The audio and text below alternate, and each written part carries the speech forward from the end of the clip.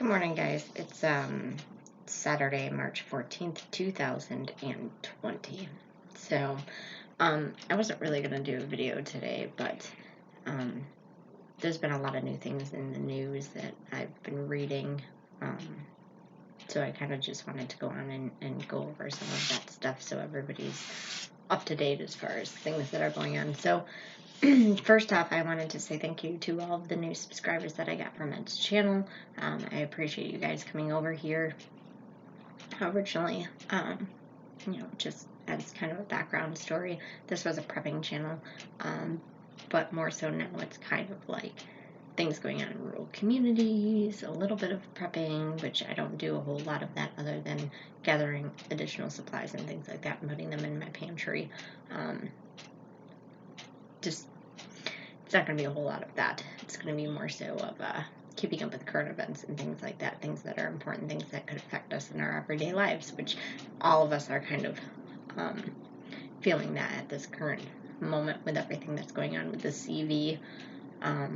So let's get right into it. So this I thought was a huge deal. Over the past decade, maybe longer, they've been taking prayer out of school. I don't know about a lot of people around the country, but I know in my area here, they don't do the Pledge of Allegiance anymore. I remember when I was in school, we always had to stand up first thing in the morning after morning announcements and do the Pledge of Allegiance. They stopped doing that in a lot of schools because it offends people who aren't religious, those kind of things, which is absolutely ridiculous. You should have the choice, if you're a religious individual, to be able to stand up and say the Pledge of Allegiance if you so choose to. And if you don't, then sit it out. But, with everybody being so sensitive to everything now, it's turned out to be, just a huge mess as far as religion in this country goes. And that's kind of a huge deal, too, as far as things that are going on, as they're trying to get rid of religion and things like that. So, Trump announced yesterday, obviously, that the country is under a state of emergency, the entire country, the entire United States of America. So, he also announced that tomorrow, so the 15th of March, 2020, will be a National Day of Prayer. I think that's amazing. Is he going to get backlash for it? Absolutely. Anytime that they can attack him for anything, they will do it. Now, there's always a National Day of Prayer that's set up. So this isn't, we don't have a National Day of Prayer, and he announced a National Day of Prayer. It's usually, has to do with Easter and things like that. Now he's saying tomorrow is a new National Day of Prayer. So there will still be the original, which is May 7th this year. But now there's an additional one. He wants the country to come together and find faith in whatever you find faith in, whether it be, you're a super religious person, you go to church every Sunday, which a lot of people can't go to church now because they've canceled a lot of masses and things like that. And I'm sure that's frustrating for a lot of individuals, not being able to go to church, not being able to do that thing. I'm not a church goer myself. I have my own beliefs. I believe in a higher power, absolutely. I'm not going to get into all of that because it's not important. But do what you need to do because there's more coming. The National Guard has been deployed out to 6 states in the United States, 1,000 troops, and they're saying more are coming. As of right now, it's 1,000. There's 6 states. It's Florida, it's Iowa, it's Louisiana, it's New York, it's Rhode Island, and it's Washington. We already knew about New York having, boots on the ground, which is a whole nother thing all in its own. Having boots on the ground and enforcing a martial thing is already frustrating and already raises a lot of red flags and things like that for people.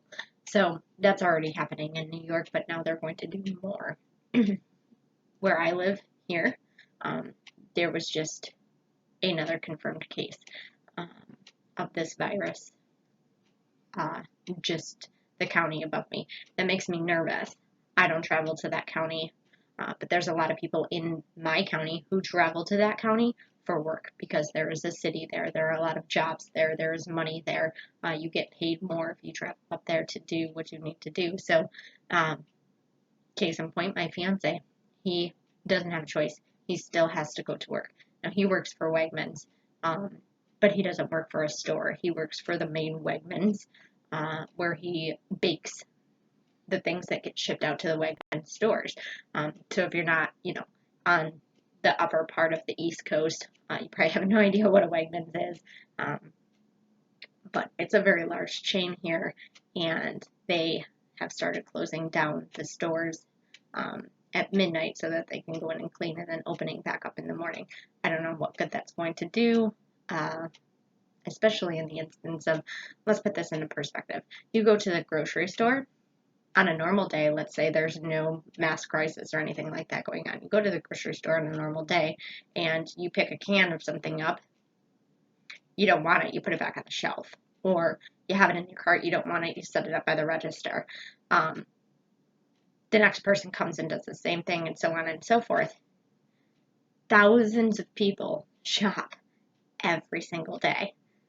Potentially thousands of people could be touching that same can.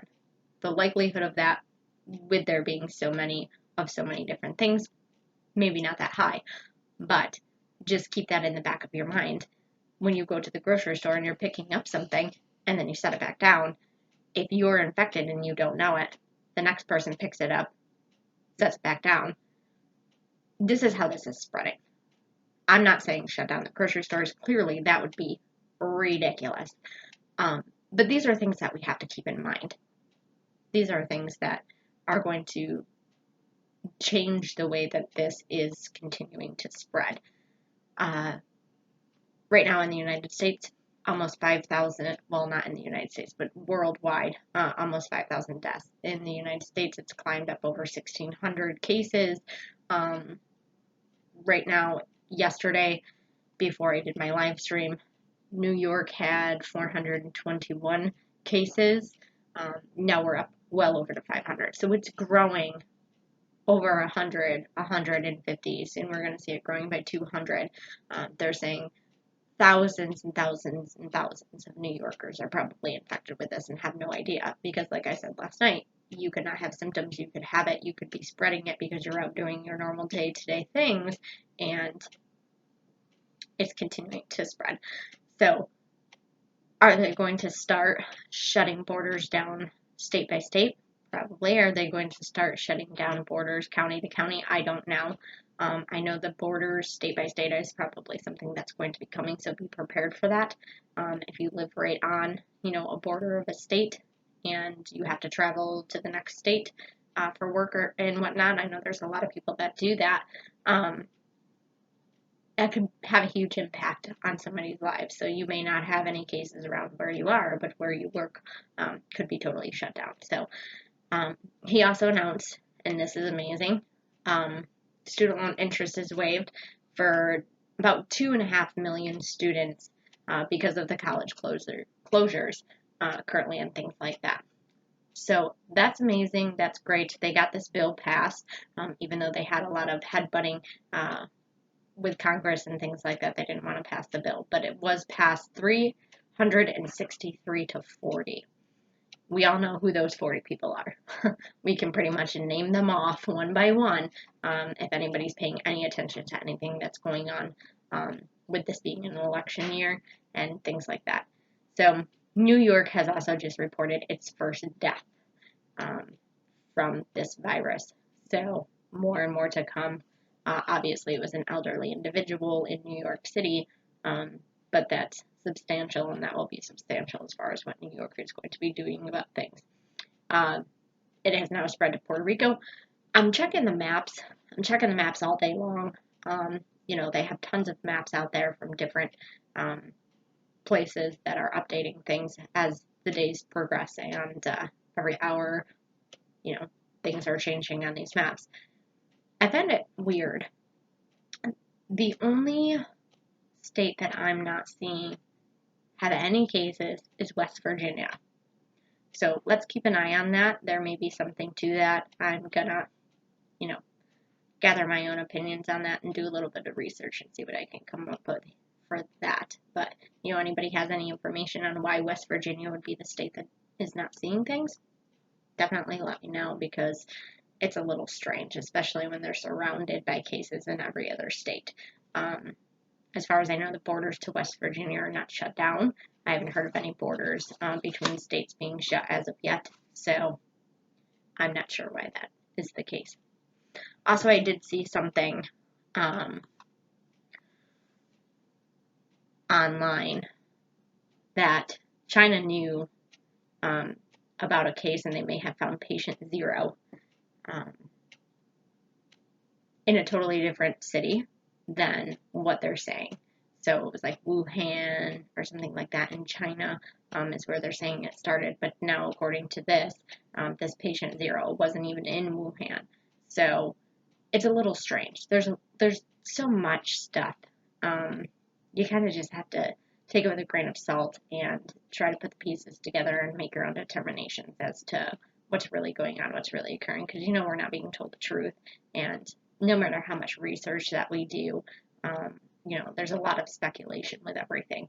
So if that is the case, let's say it is the case, and China did know about this and they wanted to kind of contain it themselves and control it themselves without letting anybody know about it, which is a good possibility. If they knew about it a month sooner and this comes to pass, that it is actually an accurate statement and they did know about it way before they started reporting cases, what's that backlash going to look like? What's that backlash going to look like from every country in the world knowing that they knew and didn't do anything about it? They just sat back and watched, basically, to see what would happen. I don't know if that was their mindset. I don't even know if it's true.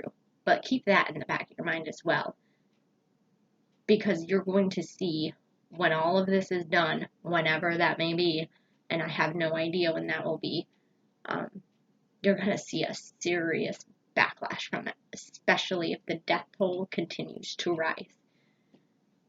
With that being said, here's another thing that kind of irritated me, and I know this video is going a little bit long, but there's just so much information you have to talk about it all. The mayor of New York, so de Blasio or whatever his name is refusing to shut down the public school system. When we have quarantined people in an entire area, boots on the ground, and you're refusing to shut down the school system, what does that say? What does that say to not only New York residents, but the entire nation, the world? Everybody's watching everything. So when you're refusing to do that, despite teachers telling you to do it, despite parents telling you to do it, despite the mayor saying, well, not the mayor, but the governor saying there's a problem. The reason why he doesn't want to do it is because there's a lot of low-income families. Well, whose fault is that? Whose fault is that? That's not their fault that they can't make ends meet because the taxes and everything in this state are ridiculous. It's your fault. So you need to find a solution where you can protect the children, shut down the school system, and give them the things that they need. Give them the items that they need. Give them food. Waive rent for a month. It's not going to kill anybody to waive somebody's rent for a month so that they can make sure that their children are safe. Because it may not be the kids that we have to worry about, but it's what happens when the kids come home. A lot of people are living with their parents, elderly parents, because they can't afford a nursing home. They need to care for their elderly parents who cared for them their entire lives. And these children, their grandchildren, are bringing home this virus, and then these people are getting ill and dying. So yes, it might mess with your funding. Yes, it might make hard decisions. Yes, you might have to reach into your pockets and be a human being. Have some compassion. Have some caring for other human beings, because we're all in this together. It's not, him against me, against her, against them. that's not the way that we're supposed to be living, and that's what this entire country has turned into. And now on top of it all, with no civility in this world, basically, not so much just the country, but the entire world, with no civility there, we're all like, "Oh, stay away from me. You may have this CV. I don't want to catch it. I'm not going to have any human contact." It's all part of this bigger picture, and they're not doing anything about it. They're pushing back because they don't want to reach into their pockets. They don't want to lose their money. They just want to continue to stay rich, and who cares what happens to the other people who are suffering in their state. And that's not a way to lead.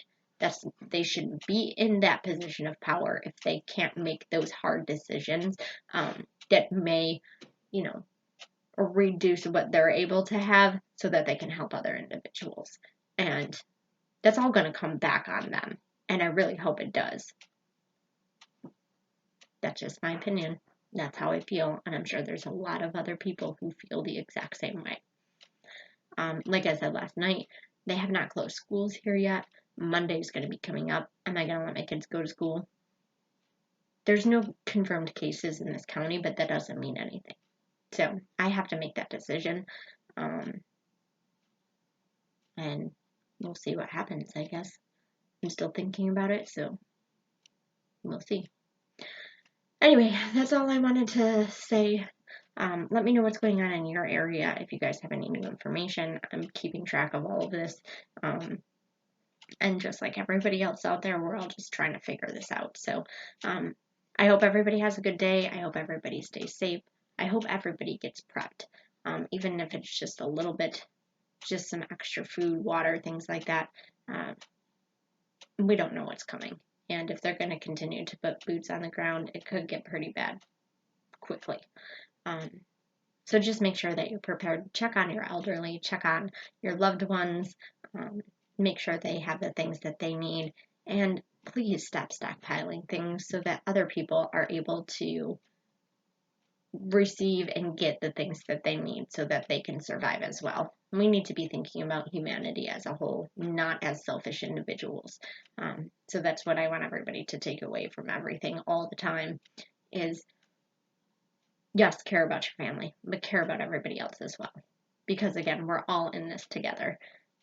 We're all humanity, we're all humans, and regardless of whether somebody's evil or not evil or, whatever, we need to be looking out for one another. That's important. So, I don't have my catchphrase anymore, so I'm just gonna leave you with this. Everything happens for a reason. We may not know what the reason is that it happens, but it does happen for a reason. So whether your day is terrible or whether your day is great, just live your life to the fullest and do the best that you can every day and try to stay safe and stay awake, stay vigilant, stay paying attention to the things that are going on around you because they all have an impact and they all have a purpose. That's all I've got for you guys today, and, if anything else major comes up, I'll hop on and do a shorter video, but bye guys, I hope you have a good Saturday.